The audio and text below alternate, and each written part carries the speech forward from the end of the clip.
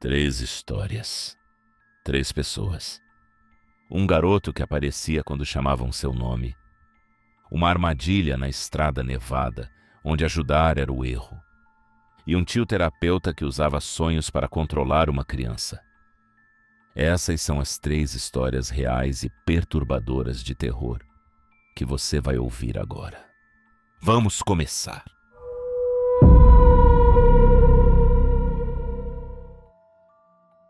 Isso vai soar estranho, mas aconteceu de verdade. No ensino médio tinha um garoto que dizia ser um demônio. Não gosto nem de escrever o nome dele até hoje, então vou chamar de Patrick. Ele era extremamente esquisito. Andava pelos corredores com um olhar vazio, daqueles que deixam qualquer um desconfortável. Até professores evitavam encarar. Usava sempre o mesmo moletom cinza, todos os dias, sem exceção.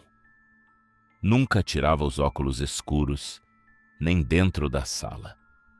E o cheiro dava para perceber de longe. Patrick não tinha amigos, mas tinha um hábito bizarro: adotar pessoas. Do nada ele chegava e dizia: "Você está adotado." Segundo ele, isso significava que você estava seguro. Seguro do quê? Ninguém sabia ao certo. Eu fui uma das pessoas adotadas. Outra foi minha amiga Gabi. A gente nunca levou isso a sério, até começar a ficar estranho demais. Um dia, eu estava com alguns amigos nos fundos da escola, sentados perto do campo. O assunto acabou caindo no Patrick e na queda óbvia que ele tinha pela Gabi. Estávamos rindo disso quando uma das minhas amigas disse o nome dele 3 vezes. Na terceira vez, ele apareceu. Do nada. Ele literalmente surgiu em cima da estrutura atrás da gente, segurando um taco de beisebol. Ninguém viu de onde ele veio. Ele só estava lá. Ficou nos encarando em silêncio. Eu acenei, meio sem graça. Ele apenas assentiu com a cabeça e foi embora, como se nada tivesse acontecido. Na hora, a gente riu. Mas aquilo ficou na minha cabeça. Dias depois, eu estava na casa de outra amiga. Estávamos sozinhas no quarto quando, sem perceber, falamos o nome dele 3 vezes de novo. Menos de 10 minutos depois, ouvimos a porta da frente bater. Descemos. Patrick estava dentro da casa, conversando calmamente com a mãe da minha amiga. Quando perguntaram o que ele estava fazendo ali, ele respondeu: "Eu fui chamado." Aquilo não teve mais graça nenhuma. A partir desse dia, nosso grupo fez um acordo. Ninguém falaria o nome dele 3 vezes. Funcionou por um tempo.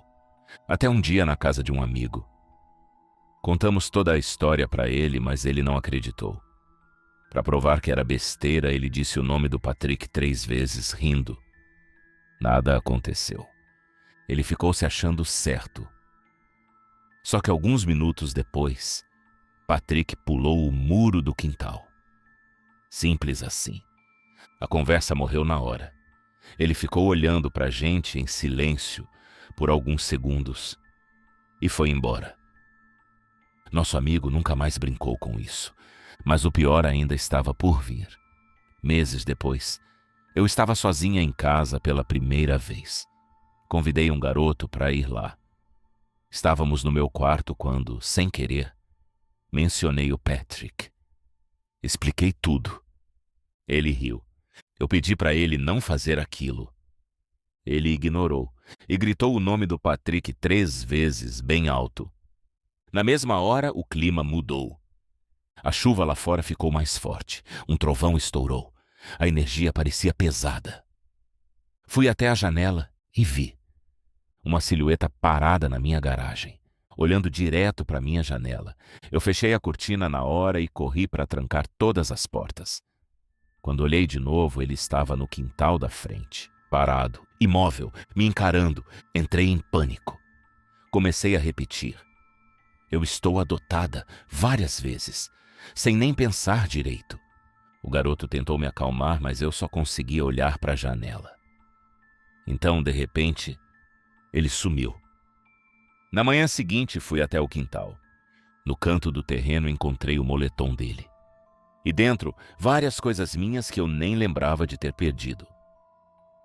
Naquele mesmo dia, Patrick não apareceu na escola. Nem no outro, nem nunca mais. Algumas pessoas disseram que ele costumava ficar escondido, ouvindo conversas. Que talvez fosse assim que ele sabia quando alguém dizia o nome dele. Talvez, mas isso não explica tudo.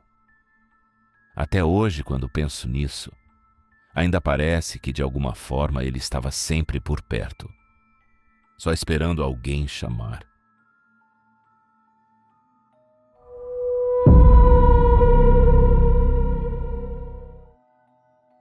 Eu e meu amigo Mike estávamos a caminho de um jantar em uma noite de sábado, com a neve caindo cada vez mais forte. Antes de chegar lá, decidimos parar em uma loja de bebidas para não aparecer de mãos vazias. Compramos algumas cervejas artesanais e uma garrafa de uísque e voltamos para o carro. Quando já estávamos saindo, Mike lembrou que queria comprar outra coisa e voltou correndo para a loja. Fiquei esperando, meio irritado, porque eu já não gostava de dirigir na neve, muito menos com a tempestade piorando. Alguns minutos depois ele voltou, entrou no carro e seguimos viagem. A neve começou a ficar mais intensa, cobrindo completamente a estrada. O trajeto até a casa do jantar era simples, coisa de 20 a 30 minutos por bairros que eu conhecia bem. Mas naquela noite, tudo parecia diferente. O carro deslizava o tempo todo e cada curva dava a sensação de que a gente podia perder o controle. Depois de alguns minutos tensos, virei uma esquina e dei de cara com algo estranho. Um carro parado bem no meio da rua. O pisca-alerta estava ligado e tanto a porta do motorista quanto a do passageiro estavam abertas. Na hora, minha reação foi simples: desviar e ir embora. Aquilo não parecia certo, mas Mike insistiu para a gente parar e ver se alguém precisava de ajuda. Eu não sou o tipo de pessoa que confia fácil em estranhos, muito menos numa situação daquela, mas ele parecia realmente preocupado. Relutante, parei o carro a uma certa distância. Ficamos ali, em silêncio, olhando para aquele veículo no meio da neve.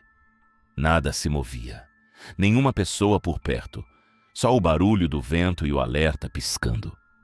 Mike sugeriu que a gente saísse para verificar. Eu pedi para esperar mais um pouco.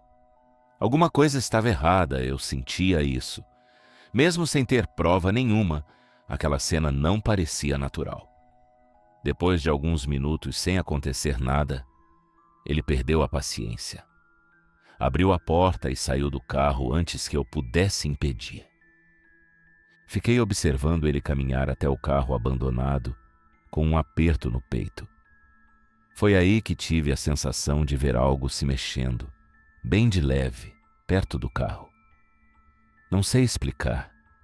Pode ter sido só minha mente, mas aquilo me deixou em alerta total. Segundos depois, tive a impressão de que o carro à frente deu uma leve sacudida, como se algo estivesse dentro dele. Aquilo foi o suficiente para mim. Buzinei com força. Mike se assustou, olhou para mim e, sem questionar, correu de volta. Assim que ele entrou, acelerei e saí dali sem olhar para trás. Expliquei o que eu tinha percebido, que aquilo podia ser uma armadilha. Ele ficou irritado. Disse que eu estava exagerando, que não tinha visto nada de concreto, mas eu não ia pagar para ver. O resto do caminho foi em silêncio. Chegamos ao jantar e com o tempo a tensão passou. Conversamos, comemos, rimos e por algumas horas esquecemos completamente o que tinha acontecido. Até que alguém ligou a TV para ver as notícias sobre a tempestade. E foi aí que tudo mudou. A reportagem mostrava um alerta da polícia sobre um crime recente. Um carro tinha sido roubado poucas horas antes, usando exatamente o mesmo tipo de situação. Um veículo parado no meio da estrada, com as portas abertas e o alerta ligado. Segundo o relato da vítima, quando ela e o filho se aproximaram para ajudar, 3 homens apareceram do nada. 2 saíram de trás de um monte de neve e outro estava escondido dentro do próprio carro. Eles estavam armados. Renderam a mulher, pegaram o carro dela e fugiram. Eu e Mike nos encaramos na mesma hora. Aquilo tinha acontecido pouco antes da gente passar por aquele carro. Ou seja, aquela história provavelmente seria sobre nós.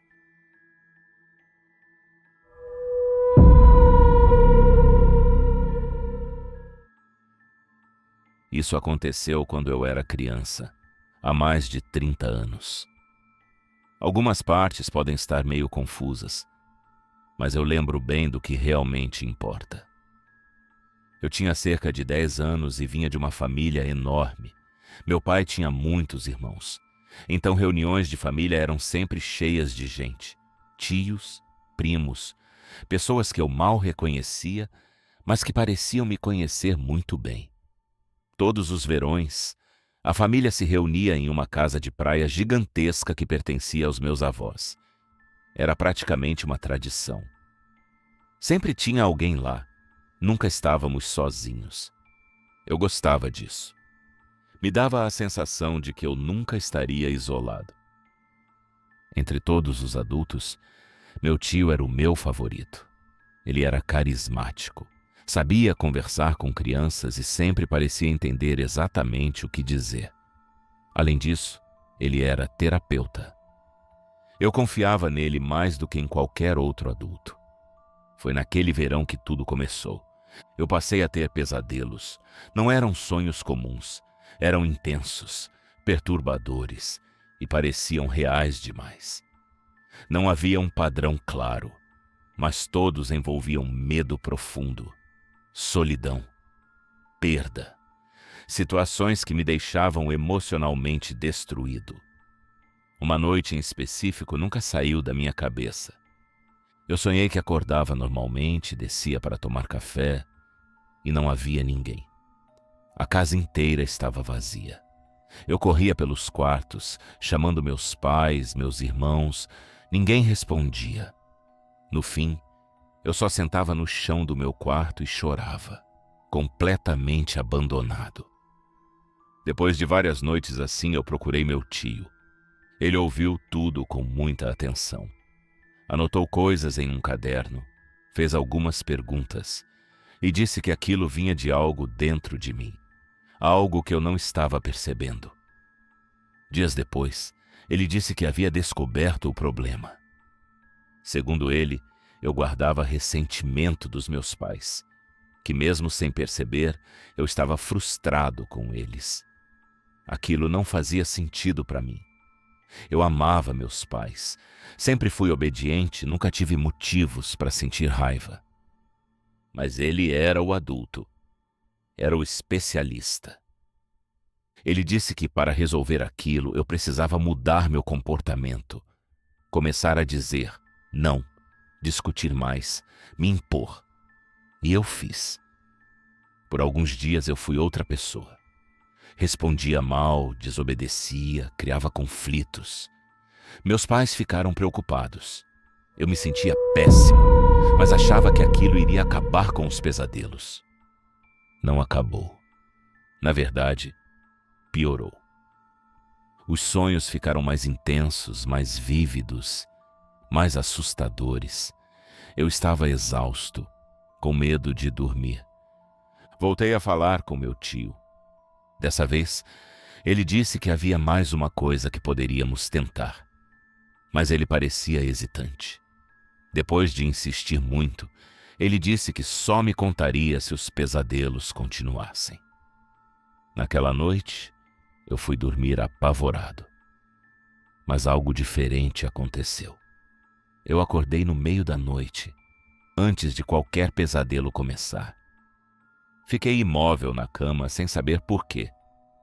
Não era paralisia, mas eu estava com medo de me mexer. O quarto estava escuro e silencioso. Então eu ouvi um sussurro, bem ao lado do meu ouvido. Eu reconheci a voz imediatamente. Era o meu tio. Eu virei rapidamente e gritei. Ele estava lá, dentro do meu quarto. Ele se assustou, recuou e saiu correndo, fechando a porta. Por alguns segundos eu achei que ainda estava sonhando, mas não estava. Eu corri até o quarto dos meus pais e contei tudo. Tudo mesmo. Os sonhos, as conversas, as coisas que ele tinha dito. Meu pai não pensou duas vezes. Foi direto até o quarto dele. Eles discutiram. Meu tio negou tudo. Mas meu pai não acreditou. Ele pegou uma bolsa que meu tio sempre carregava e começou a olhar o que tinha dentro. O que ele encontrou foi o suficiente. Anotações, páginas e mais páginas sobre sonhos, sobre induzir pesadelos, técnicas, experimentos, registros detalhados. Coisas sobre mim. A polícia foi chamada. Depois descobriram ainda mais coisas no computador dele. Coisas que eu prefiro não descrever. Eu nunca mais vi meu tio. Nunca soube exatamente o que aconteceu com ele depois disso. Mas uma coisa eu sei. Aqueles pesadelos nunca foram meus.